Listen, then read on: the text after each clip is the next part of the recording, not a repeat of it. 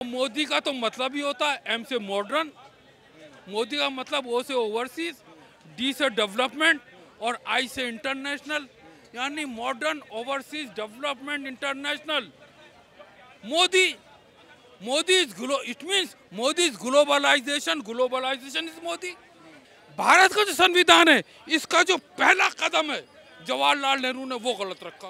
आप पूरा संविधान 1 से लेकर 395 पढ़ डालिए, इसमें संविधान में हिंदुस्तान कहीं नहीं लिखा। 20-25 साल के बाद मुसलमान सड़कों पे झाड़ू लगाएगा, लेटरिन बाथरूम साफ करेगा। हम जो हैं, जब अल्पसंख्यक माइनॉरिटी की बात करते हैं तो हम सबकी बात करते हैं। मुझे उम्मीद है कि जिस तरह से धारा 370 हटाई गई संविधान के अंदर से, उसी तरीके से मुसलमानों को भी रिजर्वेशन मिल जाना चाहिए। कि जो लोग रैलियां निकाल रहे हैं भारत में, चाहे वो यूपी हो चाहे वो कश्मीर हो, वो कितना सही है? देखिए, एक बात है, सबसे बड़ी तो बात तो मैं कहता हूँ, जो युद्ध है, वॉर है, इसमें दो तरफा नुकसान होता है। अगर एक का प्लस होता है तो एक माइनस होगा, एक माइनस होगा, एक प्लस होगा। इस वक्त जरूरत इस बात की है कि हमारे प्रधानमंत्री को एक इनिशिएटिव लेना चाहिए। क्या लेना चाहिए? कि ये लड़ाई रोकी जाए। और भारत जो एक शांति प्रिय देश है, इन्होंने भारत की संसद पे लिखा है वसुदेव कुटुंबकम, एक धरती, एक परिवार, एक भविष्य। और ग्रुप 20 में भी लिखा, प्रधानमंत्री जहाँ जाते हैं यही बोलते हैं, वसुदेव कुटुंबकम, एक धरती, एक परिवार, एक भविष्य। आज जरूरत इस बात की है कि जहाँ तक रैली की बात है, देखिए, लोकतंत्र में हमारा जो यूनाइटेड नेशन का जो चार्टर है और universal declaration of human right है, यूनाइटेड नेशन के चार्टर में 33 में लिखा है कि अगर कोई डिस्प्यूट है दो कंट्रीज में तो नंबर 1 मीडिएशन होना चाहिए, यानी दो और देशों को मिलकर करना चाहिए, कंसिलिएशन होना चाहिए। इसके अलावा जुडिशियल सेटलमेंट होना चाहिए, इंटरनेशनल कोर्ट ऑफ जस्टिस में जाना चाहिए। अगर ऐसा नहीं हो पाता और इंटरनेशनल कोर्ट ऑफ जस्टिस का आर्टिकल 36 3rd ए में यूनाइटेड नेशन के चार्टर में इसका प्रावधान है। Universal declaration of human right कहता है कि हर एक का मानव अधिकार पूरी दुनिया में बराबर है। जब मानव अधिकार पूरी दुनिया में बराबर है तो आज जो अमेरिका की जो पॉलिसी है, इस लड़ाई के पीछे जो मेजर रोल प्ले कर रहा है वो अमेरिका है। अमेरिका भारत से डरता है, पाकिस्तान को आगे करता है। आज जरूरत इस बात की है कि भारत को यह समझना पड़ेगा कि हमारा असली दुश्मन कौन है। जिस तरीके से नरेंद्र मोदी जी प्रधानमंत्री अमेरिका गए, न्यूयॉर्क गए, जॉर्जिया गए, फ्लोरिडा गए, कैलिफोर्निया गए और इनका हर जगह स्वागत हुआ।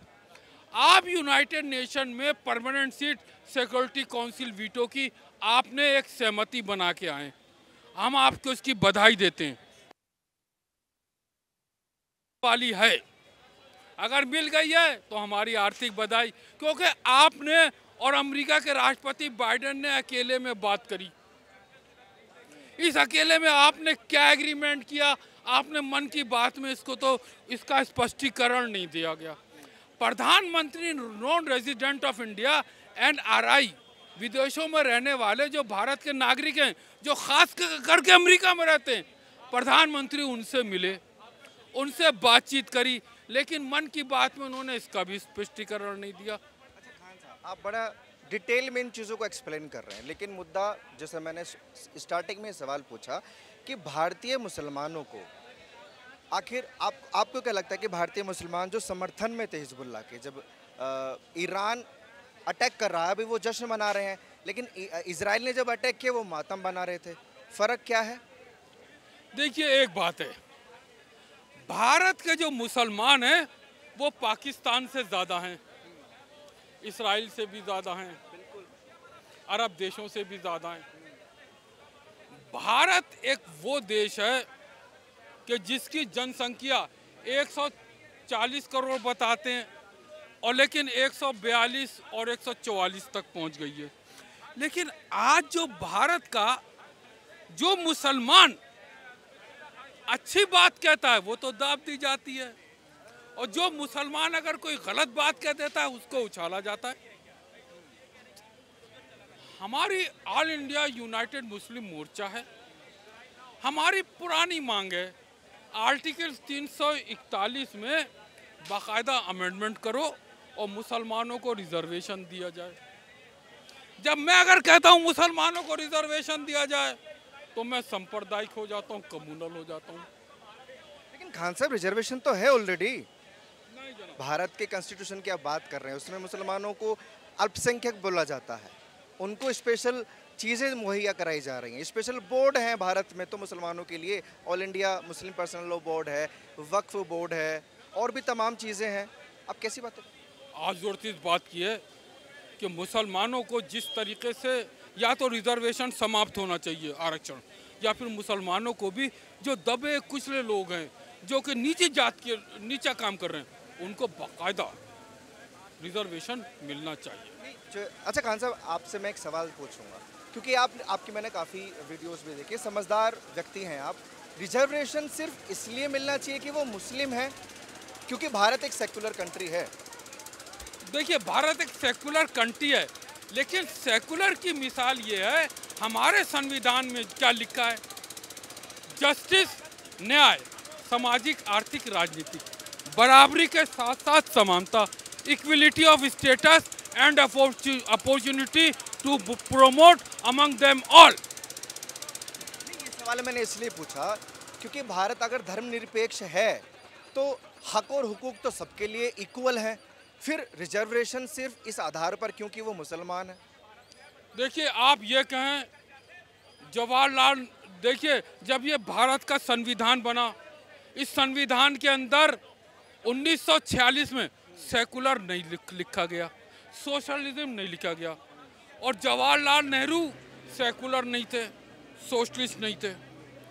और 1945 में इंदिरा गांधी ने अमेंडमेंट करके सेकुलर और सोशलिज्म का लफ्ज भारत के संविधान में किया। भारत का जो संविधान है इसका जो पहला कदम है जवाहरलाल नेहरू ने वो गलत रखा। क्यों? कौन सा? जनाब, पहले तो ये 13 दिसंबर 1946 में AIIMS and objective Jawaharlal Nehru ने भारत की संविधान में पढ़े और उसी पर पूरा संविधान बना। उन्होंने इंडिया को फेडरेशन का, बाद में फेडरेशन हटा दिया गया, उसमें आज भी भारत के संविधान का पहला आर्टिकल है, India that is Bharat shall be A union of state. यानी इंडिया और जो भारत जो है राज्यों का संघ होगा, है नहीं। आप पूरा संविधान 1 से लेकर 395 पढ़ डालिए, इस संविधान में हिंदुस्तान कहीं नहीं लिखा। पूरा संविधान देख डालिए, आपके पास यूट्यूब है, गूगल से चेक कर लीजिए कि ये बात सच है या गलत है, इंडिया के कॉन्स्टिट्यूशन में कहीं पर हिंदुस्तान लिखा है, नहीं लिखा।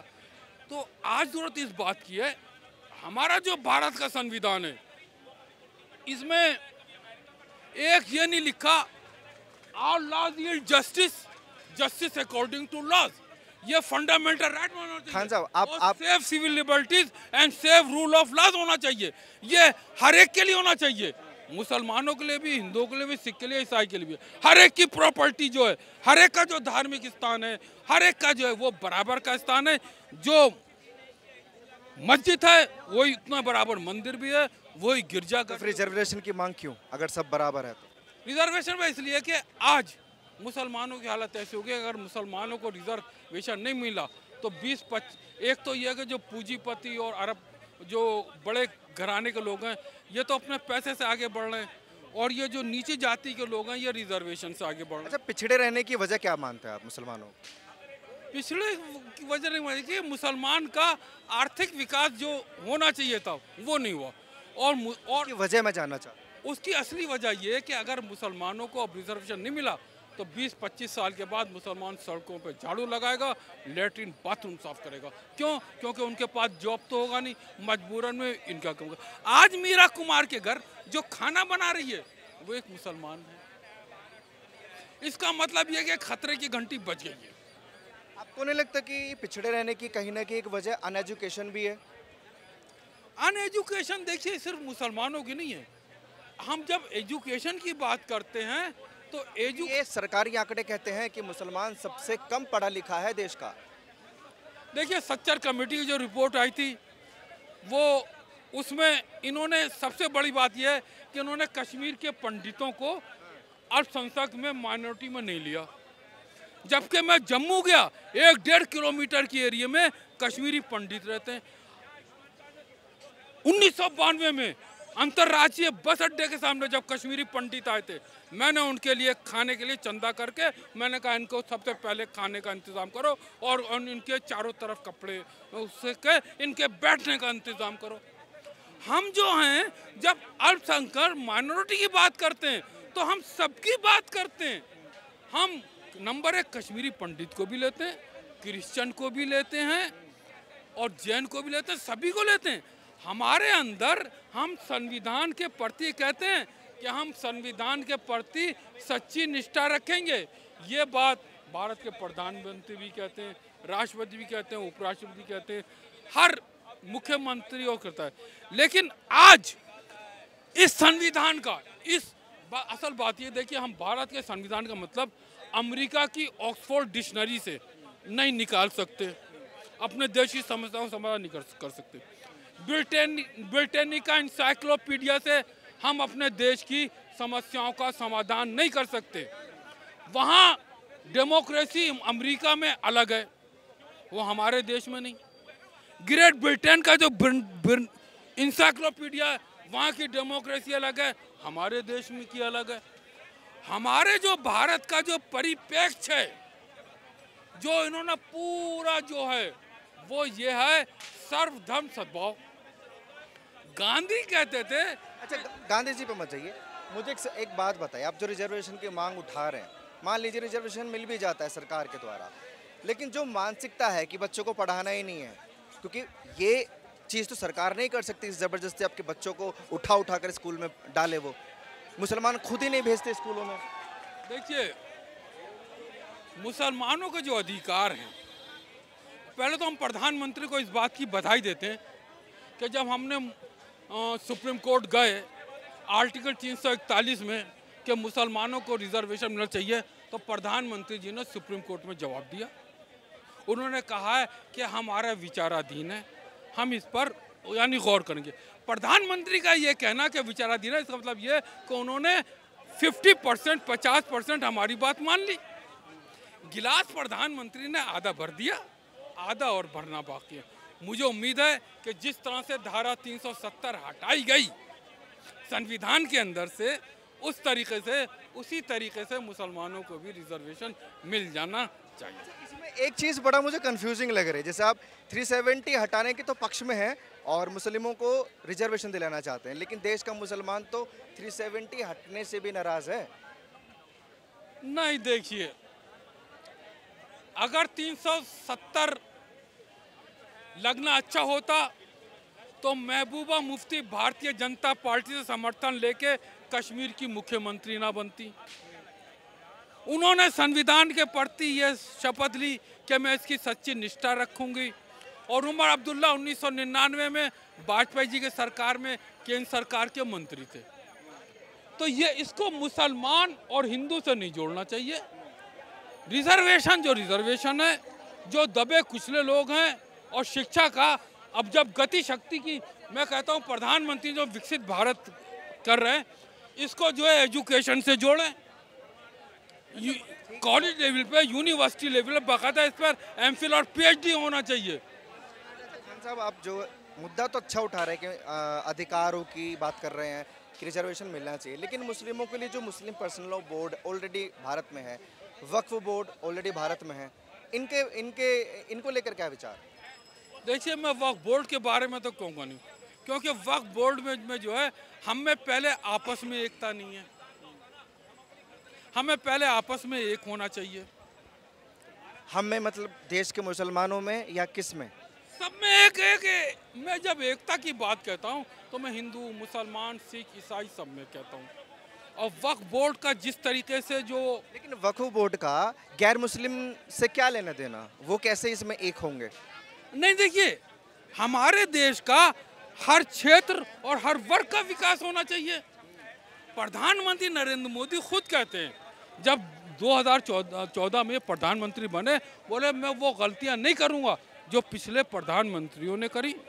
इन्होंने संसद भवन के सेंट्रल हॉल में कहा कि हर क्षेत्र और हर वर्ग का विकास होगा। जब हर क्षेत्र और हर वर्ग का विकास हो तो इसको जो है सामूहिक रूप से भारत के संविधान के अनुसार को प्रधानमंत्री को करना चाहिए। और हम इस बात की मोदी जी को बधाई देते हैं कि उन्होंने मुसलमानों को रिजर्वेशन के लिए सुप्रीम कोर्ट में जवाब दिया। और मोदी का तो मतलब ही होता है एम से मॉडर्न, मोदी का मतलब ओ से ओवरसीज, डी से डेवलपमेंट और आई से इंटरनेशनल, यानी मॉडर्न, ओवरसीज, डेवलपमेंट, इंटरनेशनल।